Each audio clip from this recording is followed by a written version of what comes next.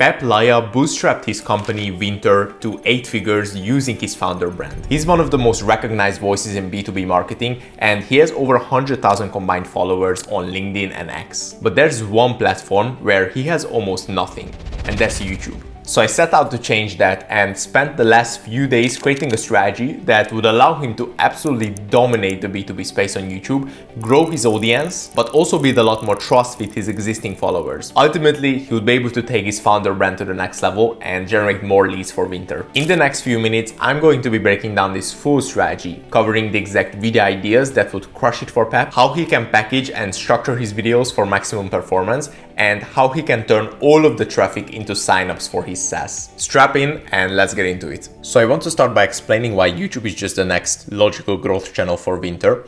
Now, as I said, Peep bootstrapped Wynter to 8 figures mainly through organic content and his personal brand, with little money and no SEO backlinks or authority, so that's why he leaned heavily into what he had, which was LinkedIn and Twitter. We can see that he already has a very nice following, over 100,000 combined followers, fueling Wynter with inbound leads.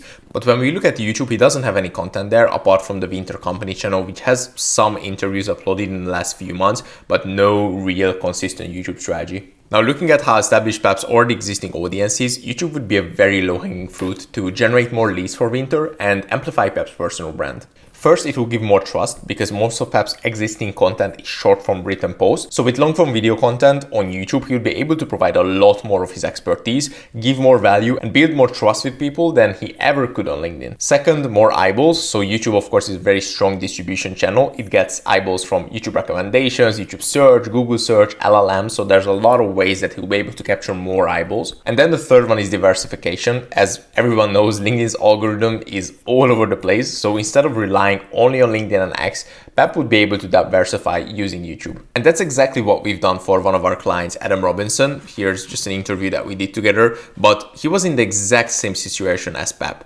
He had an established audience on LinkedIn, but no real YouTube presence. But we changed that very fast. So if we look at his YouTube channel and scroll back to when we started working together, it was here. So that was the first video that we did together. Before that, he didn't really have like a YouTube strategy. He was just re-uploading the interviews and podcasts that he did. But when we came in, we just completely revamped the strategy and implemented a YouTube first approach. And we can see that since we started, like we scaled up really fast in terms of just the amount of views. We were able to get some really, really high performing videos. Like for example, this one with 64,000 views and it's just constantly going up. And in just the first few months, we were able to turn his YouTube channel into a consistent, reliable lead generation channel for our B2B, which is his software. So how can Peep do the same? He already has a ton of content. We just need to turn that into YouTube optimized videos. That way he can replicate the same success he had on LinkedIn on YouTube as well.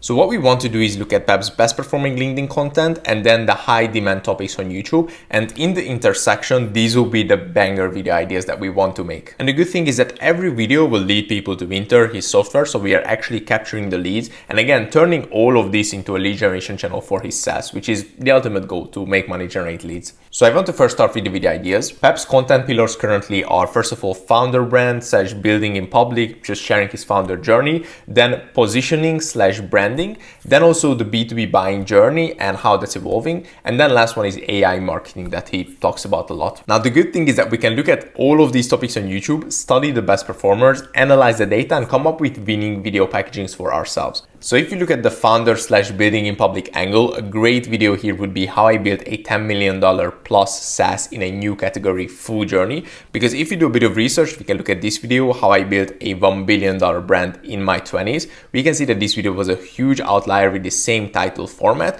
And we can really just look at all of these numbers and the data and see that, okay, this was a very, very high performing packaging. We can just adapt it, but make it ours by, of course, talking about the journey of how he built Wynter. Another great one would be the hardest part of building a SaaS nobody talks about. So this is something that he repeatedly includes in his content of like how hard it actually is to build a SaaS. And this would be the perfect packaging for this video, because if you look at this, the shocking truth about DMT nobody talks about, again, the same sort of title format, it has been a very, very nice outlier, a 6x outlier, which is very big. It performs super well.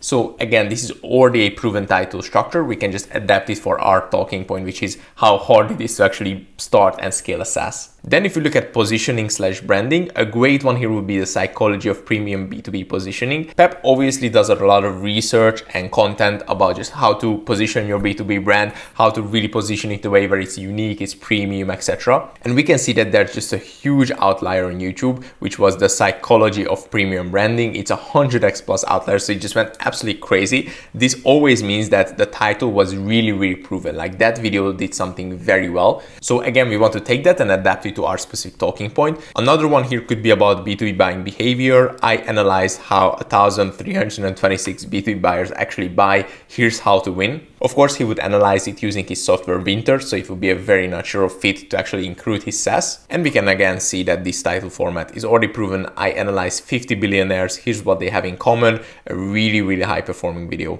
And then the last one here I included is AI marketing. So we can do something like AI just changed B2B marketing forever and nobody noticed. It's something that he talks about a lot. And we can see that this video, for example, Google just changed marketing forever and nobody noticed, is the same title format, very high performing, 3x outlier. So we can just adapt it again for our talking point. Now to show you how well this strategy works, here's the best performing video we did for Adam Robinson. It currently sits around 63,000 views. But if you just look at the metrics, it's constantly going up. Now, how we achieved this was simple. We cut a winning video format that nobody has done in the SaaS space. We can see this Alex Hormozi video. If I started a business in 2026, I would do this. We can see that this has the same title format and it has been a very high performing video of Alex, a 2.7x outlier. Then there was this video. If I started investing in 2026, this is what I would do. 11x outlier, a very high performing video. So we just simply took that title and adapted it to Adam's niche, created a highly valuable video where he shares his expertise, and we really just replicated the success that these reference videos had,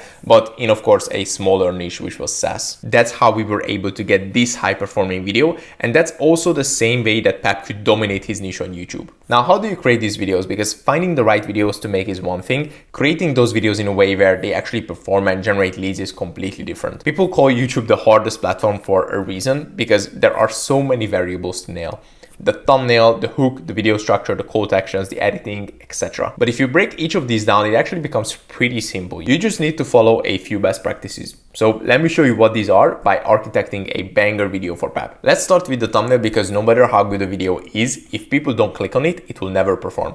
And what determines if people click on a video is packaging. So the title plus the thumbnail. We already came up with some proven titles earlier, so let's just choose one of them, the psychology of premium B2B positioning. First of all, it's important to understand that the goal of the thumbnail is not to explain the video, it's not to deliver the message, and it's also not to look on brand. It's to simply stand out, stop people from scrolling, and get them to read the title. We can see that the thumbnail of our reference videos did exactly that. So here's the psychology of premium branding. It shows familiar logos. It really catches people's eyes. Then here's another video with the same title structure, the psychology of premium websites. Again, it's very simple. It has one curiosity driving text, and it just catches people's eyes. So we can replicate the same winning thumbnail concept for our video, but making it relevant for our audience, which is B2B companies. Here's the thumbnail that we made for this video, the psychology of premium B2B positioning. We can see that it's extremely visual, it catches the eye, it uses logos that are familiar to the target audience, so the Salesforce, the Adobe logo, and it also complements the title really well. The reason we did it this way is because we saw that, hey, this thumbnail worked really well because it's showing familiar brands and familiar logos to the ICP. And then this one worked really well because it's very simple, it has a couple of curiosity driving words, and it's also very clean. So we just mixed the two together, made it very clean, used the right logos, and this will be a banger thumbnail for that video. Now, you might ask, didn't we just steal this whole video? Well, yes and no. If you look at the best performing YouTube channels, they are all stealing winning video packagings from each other. You can see this video from Dan Martel that then Layla Hormozi just completely remade. Like, it uses the same title, it uses the same thumbnail. Also, we can look at another one here from two big channels. They basically made the same thumbnail with the same title, but that doesn't mean that they steal the content. They simply take the packaging that's already proven to work, fill it in with their own unique content, and that's how they grow so fast. In Pep's case, it will be the same. The content itself would be completely unique to Pep's expertise and would have nothing to do with the talking points in that reference video that I showed. But it would be using the already proven packaging from those reference videos. That's why I always say that on YouTube, you want to copy the wrapper, but never the content. So now let's talk about the actual content of that example video. So how should you structure the content? It's very simple. You want to provide as much value as possible, leveraging your unique talking points and naturally weaving in the call to actions. In Pep's case, the title of this example video, as I said, will be the psychology of premium B2B positioning. And here's what we would cover. So all of it is based on Pep's already existing content that I was able to get, and then structure this video accordingly. So first in the hook, it will be talking about two near identical products and then explaining that one can charge 3 times as much as the other. Then we would give the promise of the video, so the psychology behind why this happens and how to engineer it for your own B2B product, and then proof as well. So of course he's running Wynter, that lets you test your B2B messaging with your target audience, so he has all the data on this subject. Now then we would go into the body of the video, and we would first talk about the commodity trap that only 2% of buyers see vendors as different, explaining that sameness caps your price and that generic equals cheap. Then we would have a mid-roll call to action saying that, by the way, if you actually want to know how your messaging lands with your real buyers, whether you come across as premium or just sound like everyone else, I'll leave a link to Wynter in the description. It's my software where you can put your messaging in front of your actual target customers and they tell you exactly what's working and what sounds like everyone else. Anyway, back to the video. You can see that this was a really slick short call to action that is very relevant. Then we will talk about reframing what premium is. So not luxury or a higher number, it's perceived lower risk plus higher conviction. Then we will talk about the mechanisms of that, which is actual meat of the video. So risk reduction beats features, conviction reads as quality, hedging reads as cheap, specificity equals premium, vagueness equals commodity, selectivity, which is saying who you're not for, also being the default lowers perceived risk. And then we would go into why most companies can't do this. And we can talk about how it's not a copywriting problem, it's more so a leadership one. And then we will talk about how to build it. So find the belief competitors won't say, stop copying big brands, test on real buyers, audit where conviction gets cut. And then in the outro, we would just sum it up that premium is the perception of the product. And we would say the main thing, which is buyers treat you like a commodity because you decided it was safer. And then we would have another call to action at the end saying something like, so if there's one thing to do after this video, is this: go find out how your messaging actually lands with people who buy from you. Don't guess, don't ask your team, as the buyer. That's exactly what I built Wynter for. You put your messaging in front of your real target customers and they tell you what's working and what sounds like everyone else. Links in the description if you want to run it on your own stuff. And if this was helpful, then watch this video next, and then Pep would point somewhere on the screen to send people to another video. Now, all of this that I explained is based on Pep's already existing content and his main talking points from his LinkedIn content. And because of those two call to actions that we weaved in, it doesn't feel salesy, but it still converts. So what I just went through with the thumbnail, the packaging, the content, the call to actions, this is how we create YouTube videos that are lead generating assets. Now, what results can Pep expect? In order to get the best results from YouTube, Pep needs to do two things. First of all, consistency, so uploading 4 videos per month using the strategy that I outlined above. 4 videos per month is what we found the sweet spot to be. Then the second one is promotion, so pushing his already existing audience to YouTube to fast track the initial growth. That's exactly how Adam Robinson turned his YouTube channel into a lead generation channel in just a few months, because as I showed you, we started uploading and right away starting to get very, very good results compared to his previous content. But what we also did was posting it on his LinkedIn. So we created posts like this that are optimized for LinkedIn. It has a good hook. It then creates curiosity about the YouTube video that we made, and then at the end it links to the YouTube video, and under it we also put the hook of the video in. Now this performed really well and also drove a lot of attention to the video. That's how we were able to fast track that initial growth and really just leverage his already existing audience. Now here are the exact results Pep can expect. So in month 1 to 2, there will be good feedback from Pep's existing audience saying that they are really enjoying this new type of content, these long form videos, they're really valuable. Also, there will be a fast initial growth after promoting it on his LinkedIn.